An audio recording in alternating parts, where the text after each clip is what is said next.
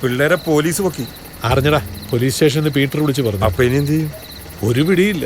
ആ, നീ എന്തായാലും ഒരു പണി തൽക്കാലം ഇവിടുന്ന് വിട്ടോ. തമിഴ്നാട്ടിലോട്ട് പോയിട്ട് കമ്പത്തോ തേനിയിലോ എങ്ങാനും പൊയ്ക്കോ. ഇല്ലെങ്കിൽ നിന്നെ പോലീസ് പിടിക്കും. നിന്നെ പൊക്കിയാ പിന്നെ എന്നെയും പൊക്കാൻ പറ്റും. എന്നാലും ഇത് ആരാടാ നമ്മളെ ഉറ്റിയത്? എനിക്കറിയാൻ പാടില്ല മുതലാളി. ആ, നീ പൊയ്ക്കോ. നീ വണ്ടിയിട്.